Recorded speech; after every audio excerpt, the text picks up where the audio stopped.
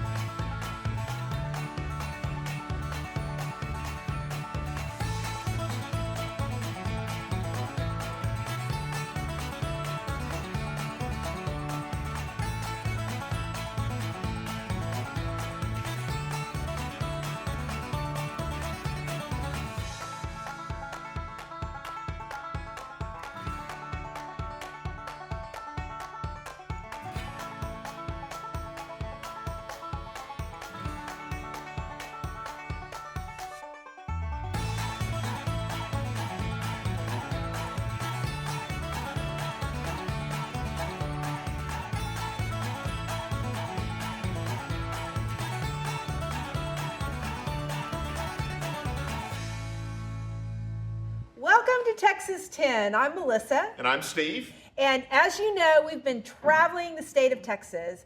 And one of the best things about Texas are its dance halls. You know, we start every episode saying one of the best things about Texas, but I'm gonna second you here. It is one of the best things about Texas. Well, because we love music, and we might not be great at it, but we love dancing. And so there's no other better place to have live music and dancing than at a Texas dance hall. Well, let's talk about Texas dance halls, and we are so lucky today. We are at the Mercer Dance Hall in Dripping Springs, Texas. Mercer Street Dance Hall. No, actually, It's Mercer just Dance Mercer? Hall. I'll Oh, 'cause explain it's that not- in a minute. Okay. All right. Sorry, my bad. Are you doubting me on the Texas details again, Melissa? Yes.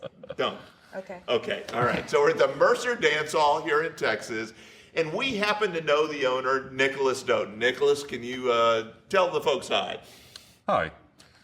We go way back with Nicholas. Oh my God. I'm not gonna lie, I called him Nick my whole life, but we go back to junior high. Yeah, You may go Garner. back further than that. I think you Yeah, guys your go dad back was to my football and basketball coach. It is. That is. We go way, way, way back. We grew up in the same subdivision in San Antonio. Went to John Nance Garner Middle School and Douglas And MacArthur MacArthur High High School. School. Shout out to all the yearlings and Brahmas out there. So, Nicholas, we want to start by talking about, this is a very musical guy. We were in band together. Yes, we were. Fun memories, fun times. So, Florida. Yeah, Florida was the best. We won't talk and, about that. you know, the clown show at the State Fair of Texas. It was the best halftime ever.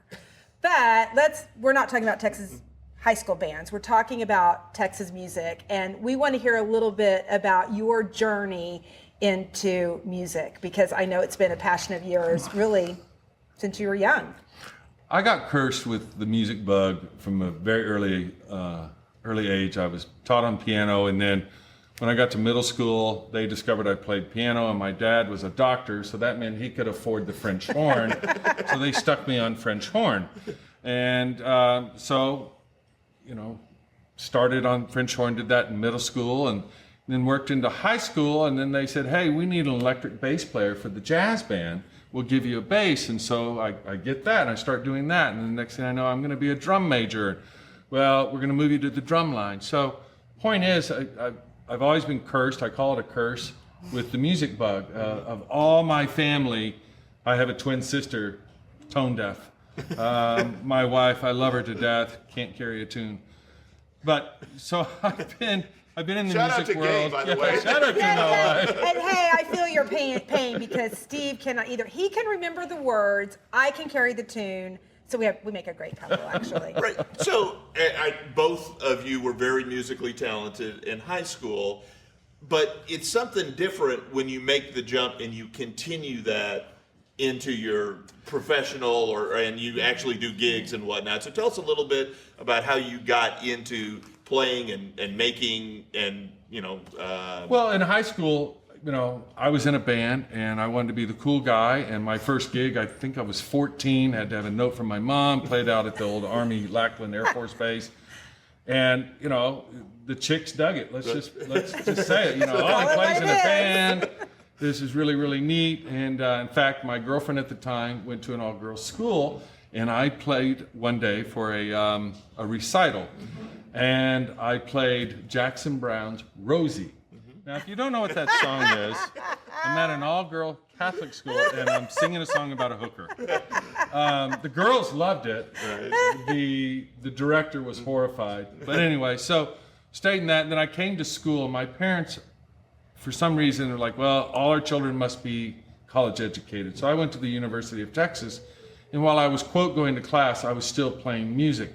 I was in the College of Music studying a music minor in percussion, and at the same time kind of discovered some other things that we can talk about if you want. But I was still playing music, and at that time I was playing punk rock. I am blessed with a head full of hair, so it was, at one point I looked like Slash from Guns N' Roses. And I love that. But so I stayed in music, and then when I graduated, I got married to my lovely wife, who's back there. And I stayed in music, and then I left punk rock, and I got into bluegrass. I play the upright bass as well. Okay, so That's one of not my a transition favorite that genres. Well, first of all, you can probably tell that we are children of the 80s with the old punk rock reference. But bluegrass is one of my favorite genres. And just tell everybody what you then began playing. Well, what do you mean began? Well, you've always played the stand-up bass. Right. I moved from electric bass, and the reason I got the gig, I got with this one artist, it's the old joke is, you know, an upright player, 90% of the reason you get the gig is because you own the upright. Mm-hmm. So I started playing bluegrass, and I transitioned into country music, and I was there for about 15 years. And then the next 10, I played in an all-acoustic band, which was great. No amplification, we almost mariachi style, would stroll around and things like that. I left that for different reasons. About 2 years ago, I am officially retired. I do not play anymore. I've been thinking about retiring from the dance hall business because I would like to go back to touring and playing. Mm-hmm. But yeah, I'm classically trained on French horn, piano, percussion, drums, as you can see back there. That's my second instrument. My main instrument is still bass guitar. And I've been doing audio engineering for almost 35 years. So I'm thankful I still have my hearing. So many of my friends don't. But yeah, I still have my hearing. So I stayed in music. You know, I got this wonderful looking diploma. It's on the wall at home. And that's about all it is it's a good looking piece. But I've been in the music business. I did as all musicians do. I married very well. My wife had the real job. So it had its pluses. My wife and I have one child who's now 28, and I got to be the stay-at-home daddy. Mm-hmm. And that was great. Yeah. Especially when she went to school at this Catholic school, and I would hang out with all the moms because I was the only dad. Did you play Rosie at her Catholic school? No. So I knew better than to do that. So you did want to give out a shout out to the stand-up bass, I think. The stand-up bass is one of my favorite instruments, and I just love a good stand-up bass player. I have a 1955 Schroten bass. Wow. And it started having some issues. So I was going to have a full sleeve tattoo done. And the day I went to have it done, the artist got shut down by the health department. So I had the image transferred to my upright bass. It solved some vibration issues on the bass, but it's also it's a one of a kind. Yeah. So I still have it. I have pared down from, at one point I probably had 10 or 12 basses. Now I just have the upright and my 5-string and a couple guitars. All right, so that's your music career, and believe me, if hopefully Nick gets back up on stage, they've got to coax you up here. I do get up on stage here. It's nice. I'm known for singing. I think the greatest love song ever written is "Ring of Fire." It's not written by Johnny Cash. It's written by his wife, June Carter, and another gentleman named Henry. His last name fails me, but they wrote it. And then they gave it to Johnny to sing. So that's where Ring of Fire comes from. Well, go back to the 80s and the 90s. Mm-hmm. Social Distortion came out with a remake of Ring of Fire, and it was done punk rock style. And I just dig that. So sometimes when I get up on stage with certain bands especially guys that I played with 10, 15 years, we'll do it the punk rock style. Other times, I'll get up with some of the country bands and we'll sing it traditionally country, or I will. Everybody seems to love my voice. I never have thought of myself much as a singer. I've always been a bass player. Okay, so I just have to know, how do the patrons of Mercer Dance Hall feel about the punk rock version of Ring of Fire?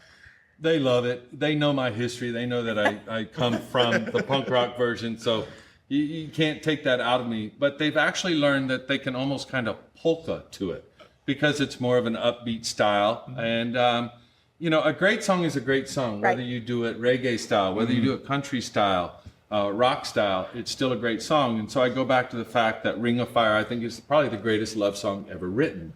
And it falls into that category. That doesn't matter how you do it, they're still going to love it. Yeah, I'm going to fight you on the love. It is a great song, though. No question about that. So, and you mentioned polka, so let's segue to the dance hall itself. Okay, so we're at Mercer Dance Hall. It is a gorgeous facility, first of all.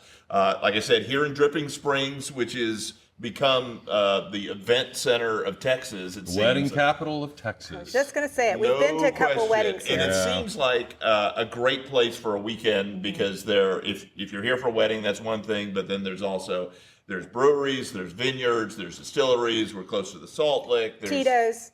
There's just all sorts of stuff. And you've been in the dance hall business in Dripping Springs for how long? 12 years now. All right. So how did you get yourself into the dance hall business? My daughter's fault. So back in 2012, on the golf course of all places, I hit this great drive and I turned to my partners. I said, that didn't feel right. And by the time I got home that day, my head was cocked. So we come to find out I'd blown a disc in my neck. So while waiting to have surgery, the doctor's like, you need a new line of work. So I'm telling the family this around the dinner table. And my daughter at the time, Shelby's like, well, Dad, let's open a dance hall. Because at that time, Gay and I were always having to drive her to all the dance halls, which I didn't mind. She was, that'd be 12 or 13 at that point. And so I just want to stop and say you're taking advice from a 12-year-old. I know. Okay. I had an argument with that 12-year-old when she was 3. And that's a whole nother story. So the next day, I wander around Dripping Springs and I find this old barn that sits a block off. And I find the owner, and it's this old cowboy named H.C. Carter. The H and the C don't stand for anything. That was his name, H.C. Carter. And he owned it. He had always wanted it to be a dance hall. And so we went in and we had some negotiations, and boom, I got the lease. And it was on Mercer Street. It was, right? Yeah, it was on, my driveway was on Mercer, but I sat, it was called a level 2 building. Okay. And so in 6 months' time with my crew, one, and then my electricians, I had 2 electricians, I had 2 plumbers, and I had 1 extra framer.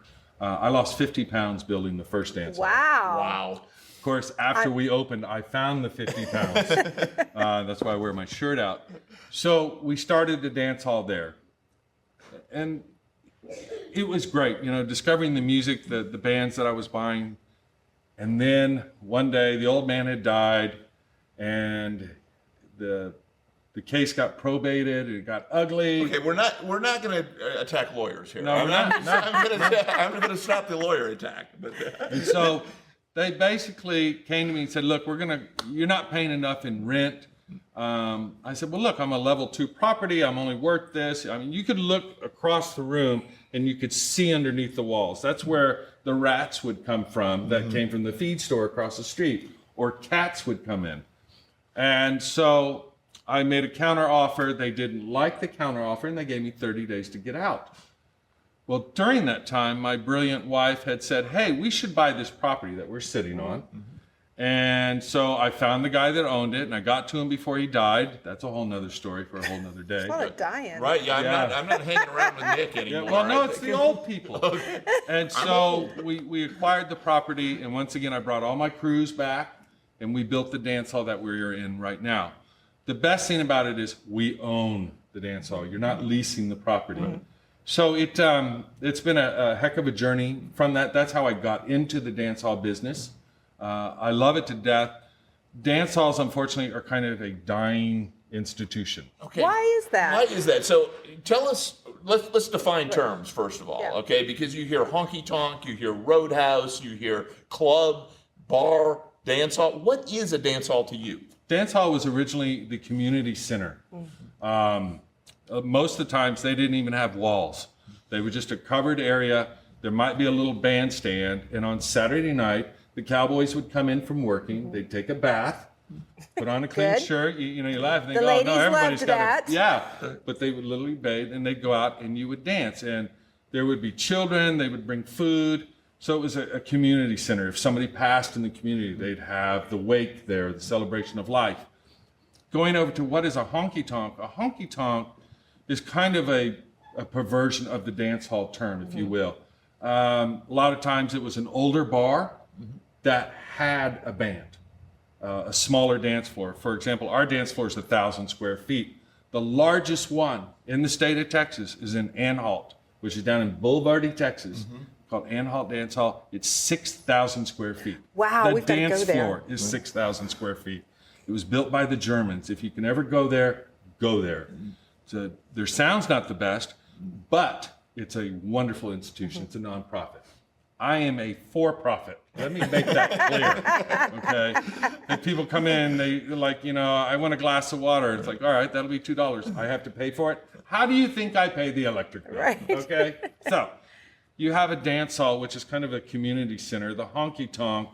A roadhouse is just a dive bar where a lot of times there's trouble.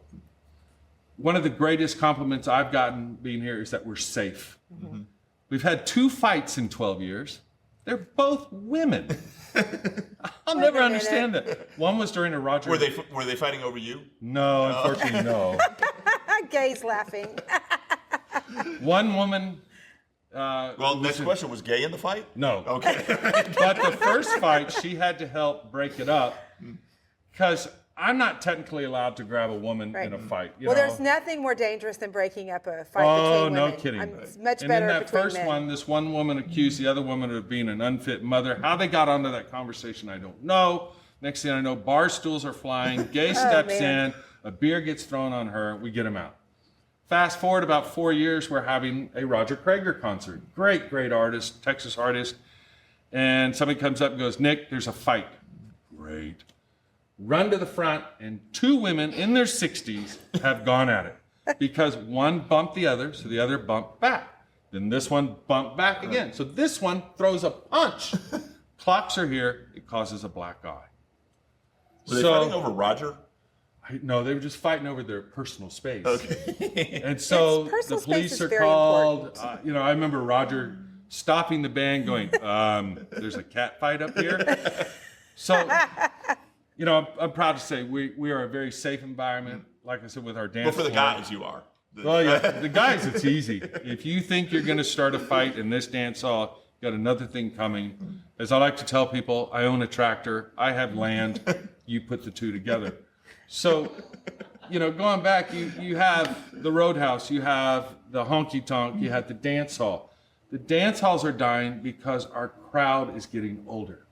The average age of my patron is probably 70. Wow. Wow. Now, in the beginning, I feel so young. I know. I can't wait for this afternoon. So the thing I love about in the beginning is like, wow, I need to try to have a younger crowd. Right. Well, then I realized the younger crowd, they're not as well behaved. Their credit cards don't clear. The older people, they're not looking to get lucky. They don't need the little blue pill. They just want to dance. Right. Okay. And their credit cards clear. So So go ahead. I was You go going to ahead. say, I have a Shoot. question. So you were talking about the bands. Who are some of the artists that have played at Mercer Dance Hall? The famous ones? Anyone. And how do you get your bands? And do you have regulars? Well, tell us about Monty, who's going to play a little bit. this Yeah, for afternoon. example, like we're sitting here taping this on a Sunday, and we had the Sunday matinee show. That starts at 3 o'clock and it goes to 6 o'clock, and we kick you all out by then because I want to go home. And just a side note, the way I clear the room is I put on the Foo Fighters. It works every time. The dance is over, I kick up the Foo Fighters, and everybody heads to the door. So we started, this is probably about 10 years ago, doing the Sunday matinee. It was $5 to get in, and we only did on the second Sunday. Well, then we expanded it. And the thing is, every band has their own date. For like here, Tumbleweed Hill out of Round Rock has the first one. The second one out of South Austin is Three Chord Rodeo. The third one out of the Johnson City area is the Pearl Snaps. The fourth Sunday, which is today, is Monty Good, who's out of the New Braunfels area. And the reason we do the repeating artist is it allows them to build their crowd. Because it doesn't do a band any good to go into a market and just play one time. Right. Because most people are going to forget who they saw. If they don't buy any merchandise, if they don't buy any music, the next morning they're like, I saw this great band. Right. What was their name? I don't remember. Right. This way they remember. So that's how we do our Sundays. Our Fridays, I learned after about 6 or 7 years of beating my head against the wall, high school football is king in Texas. You cannot compete Friday Night against Lights, it. yep. There's no way. So we shifted gears. We offer a free dance lesson, and then we just spin what we call house music. Saturdays, we rotate different bands in. I've had from blues artist Jimmy Vaughn, who lives in the neighborhood, a great supporter of the room. We hope to have him back again. He's played here 5 times. I've had a sleep at the wheel. That was You're speaking to us. Yep. You were speaking to us. a guy that I've known probably 30 plus years, Kevin Fowler. He played our room. Roger Krager's played our room. Corey Morrow's played our room. Unfortunately, when COVID hit, it changed the dynamics of buying the talent to where it's not favorable to the talent buyers. So if I see a band that I want to buy, I have to, if I can't get in through the back door, which means I know the artist personally, I know their manager, if I have to go through the front door, you know, hey, I want to book Co Welzo. Okay, that'll be great. That'll be $15,000 guaranteed. Oh, go F yourself. It's not going to happen. And so a lot of times the purchasing there stops. So about 2 years ago, I changed my buying strategies. It's like, I'm going to buy local talent. I'm going to help them develop. Well, and you're lucky you're close to Austin. Right. So Yeah. You've got a live lot music to choose capital of from. the Right, world. right. You have that luxury. And that music environment changed also.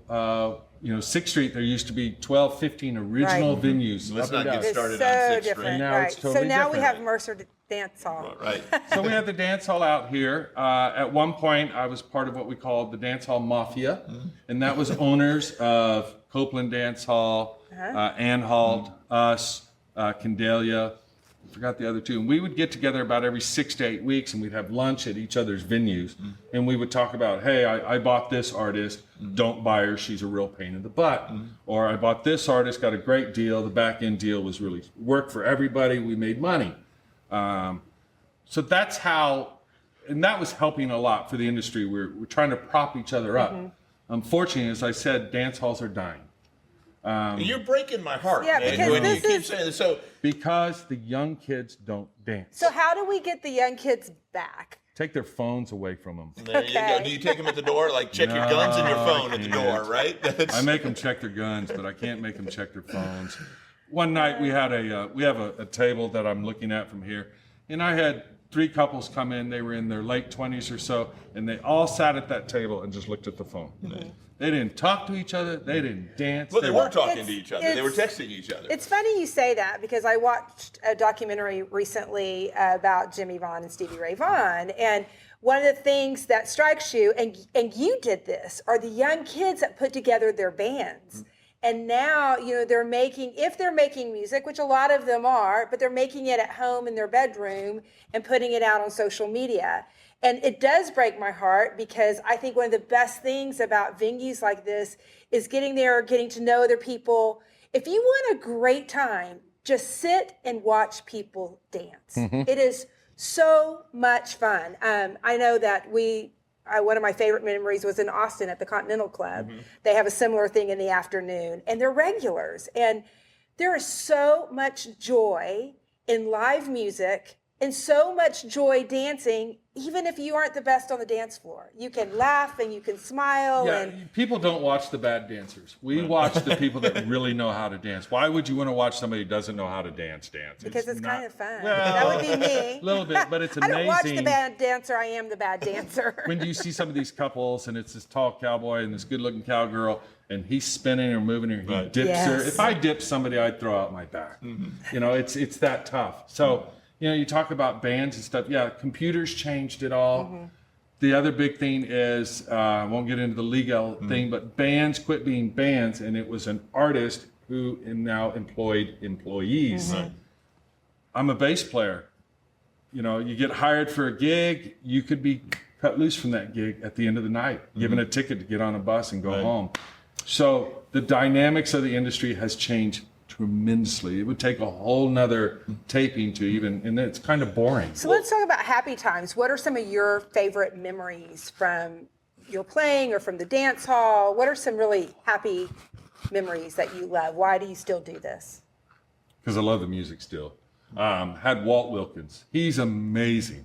He had Walt Wilkins and the Mysticeros, and it was literally a religious experience listening to this guy play. He looks like Jesus Christ. He really does. And his band, 5-part harmony. There's another band you all need to watch for. It's called the Wilder Blue. They're members from Kevin Fowler's band, Roger Krager's band, and they have put together this like super group. They have 5-part harmony. That's unheard of. Most bands have one singer, and that's kind of sad because it goes back to the bands are built with employees, and they only have a certain level of expertise. Whereas when you have a band that's lived together in a van, in the hotels, you become more than just band members. You become, you know, true good friends and stuff. So, but from musical experiences, artists like that, you know, we had a Sleep at the Wheel show here. It was Christmas time. There's trees and lights and everything. And Ray starts singing Silent Night. And it gets to the point where he stops the band. He does this, stops the band, and the whole crowd is just singing Silent Night. And it gave me goosebumps. It was just truly, those are the reasons. Well, you know, Ray Benson, we actually saw an exhibit about his band. I mean, 50 years, Sleep at the Wheel. My dad, shortly before he really started to decline right after my mom died, my dad loves Western swing, and he was a huge Bob Wills, and Ray and Benson and the Sleep at the Wheel came to Waco, and we were able to get him backstage to meet Ray, and that's one of the highlights. I mean, he was so great, and I don't think I've ever seen anyone who loves to perform more than he does because they travel constantly. Oh yeah, However many shows they do a year is he's an amazing artist. He I don't think he's playing golf anymore. We got to play golf together several years ago, and he just had me in stitches. Well, that's a happy memory. Oh, it was a great time. But yeah, the bands, the music. You indicated, she asked the question, you indicated the joy that still can bring to people. Just real quick, it is a dance hall, right? And we're sitting on a dance floor, right? So I know that Mercer is famous for its dance floor. So tell us a little bit about the dance floor and what makes us be able to scoot. Well, first off, true dancers don't like dancing on cement. The floor needs to kind of give. Cement does not give. So when we opened this place, I had run out of money. This is 2018, and I had a friend of mine go, look, here's $2,500, try to put something down. So we put a white pine floor down, and it held up, and I sanded it and waxed it, but I noticed over time it was shifting. Because when you dance in a dance hall, you dance in a counterclockwise motion. If you go the other way, you're gonna get yelled at. Line dancers, which that is an East Coast thing. Line dancing is not a Texas thing. I don't understand it either. Amen. I would rather dance with a good-looking senorita than dance by myself. East Coast or a Carnival Cruise thing. Yeah, or Carnival Cruise. So we put that floor down. Well, the floor starts falling apart. And we jerry-rig it back together, and then COVID hits. And I made use of some of the federal funds that were out there, and a buddy of mine, Supreme Floors, Al Monte, go see him if you need a floor. He goes, I'll put in a hickory floor for you. You're going to love it. And sure enough, he did. We had to shut down for 2 weeks, and that's what we're standing on. And it's the best floor in the state. I don't know anybody else that has it. Green Hall, which is a fabulous place, their floor is suspect. It's wavy. The dancers don't like that. Broken Spoke, which is an institution, 65 plus years. I never understood why James never put a wooden floor in. Didn't have to. I guess not, out at Copeland, which is in Copeland, Texas. It's a cool old dance hall. Its floor is a little, I'm like, once again, come on, Abby, she's the owner, change the floor. So it was money well spent. I was going to change our PA system, and I brought out the engineers, and they said, PA's fine. And it's like, all right, then I'm going to do the floor. That's so we great. did the floor. Well, so that list that you just gave, right? And this is a show about Texas, right? And sort of the traditions of Texas, and the list that you just gave, and the people that you've talked about, the Candelia and Copeland and Anhalt and the Broken Spoke and Mercer. I'm sure you're proud to be I very much am, yeah. in that group. I'm going to fight. I don't want these traditions to die. And that's sort of what we're trying to inspire in people, is to take advantage of the fact that we live in Texas, we live in communities that celebrate that, and you can build community through places like this. True, you really can. And what we've done to get there is, not only are we a dance hall, but you can rent us out privately and have a private party, a birthday party. For example, one of my most memorable one was, we had this couple, a lesbian couple, these two teachers. They were probably in their 50s or so, and it was just a throwdown party. The food was phenomenal. The guests were great. And when the two women left, they started right here, and I queued up Happy Trails by Van Halen, and they danced their way out the door. And I mean, it was cranked up. I've got a PA system that can peel the paint off the wall. And that was just amazing. The moment they got to the doors, the sparklers and stuff started. We've had birthday parties for 1-year-olds, which I think is just a legitimate excuse for the parents to have a party. Well, that's another thing about dance halls. I mean, I grew up with my dad. A lot of his workers, they lived out in like Poteet and those areas, and they had dance halls. And I can remember going to their weddings. And I mean, they would bring the playpens, and they would put the babies in the playpens, and the kids would be dancing, the parents would be dancing, the grandparents would be dancing. And I think that's what makes dance halls so special, that anyone can come in. Yeah. And I just, I encourage people to get back to a dance hall and find out what's so great about them. Yeah, one day talk about the kids. So at our old location, I'm at the mix front of house, and all of a sudden I look over here and I'm like, and there's a child crashed out. The music's nice and loud. I think Walt Wilkins was playing. Parents are out there dancing, everything. Kid is sleeping through all of it. And I was like, and I have a picture of it. And it, to me, is like, that exemplified what a dance hall was. Now, unfortunately, the things that we fight right now are insurance costs, liabilities, things of that nature. You being an attorney, you can totally empathize with what I'm talking about. But for us, myself, my wife, Gay, my daughter, Shelby, who can't be here, she's in Brooklyn, New York. She's spreading the Texas word. New York City. She loves it up there. She grew up in the country. She had the opportunity to go to Brooklyn. She's up there now. Well, She's in another country. I'm grateful to Shelby Dotin, because without you, Shelby, Mercer Dance Hall might Wouldn't not have have happened. happened. Right. And Wouldn't I'm have grateful happened. to Gay and Nicholas Dotin. And I'm going to encourage all of our listeners, if you've never been to a dance hall, Come if see us. you have not gone to listen to live music, you can come at 3:00 in the afternoon on a Sunday afternoon. You can be home before dark. Right. So do it. And so I'm going to tell all the people that come to Dripping Springs for the weddings, Right. right? And they get up on Saturday or Sunday morning after the wedding, and they're going to get out of town. Just hang on a little bit. Yeah. Get to Mercer at 3, and you'll be glad you did. So before we go, can you give us your socials and where people can? Yeah, it's mercerdancehall.com. You can find us on Facebook. You can find us on Instagram. That's not really my department. That would be Shelby and my wife, Gay, who handle that stuff. I do all the fun stuff, the legals, the talent buying, accounting. Who would have thought I needed to pay attention in accounting class in college from all those years ago? The biggest thing I got out of that was, what is something worth? What somebody will pay you. Well, there's one more thing we need to mention. If you love the dance hall and say you want to come Saturday and and listen to who's playing Saturday night, and you want to stay through Sunday afternoon, Nicholas and Gay actually have cabins that you can rent and stay in. So it can be just a weekend getaway. So I encourage you to come to Dripping Springs. I encourage you to seek out those other dance halls, because some of those I've been to, but the ones that I haven't, we're putting it on our list, Steve Howen. We're going. So Well, I don't believe we've actually been to Anhalt. no, and so. I want to go after haven't been hearing to you talk. Anhalt? No, I want to hear you talk It's after amazing, talking about it. the architecture on it. For example, it has a curved ceiling. Whereas my trusses are traditional. These are curved, and they were 1-by-1 pieces of wood that are 10 feet long, and they're all banded together to Wow. build the trusses. Right. And that ceiling's 30 plus feet high. So, yeah, without the public, if you don't come see us, we won't survive. Right. As I said, we are a for-profit business. I've been in this business 12 plus years owning the dance hall. I think I finally made a profit last year. I'm not 100% sure, but I'm going to check with the accountants because taxes are due. Right. Well, give Gay a raise. That's what I'm going to say.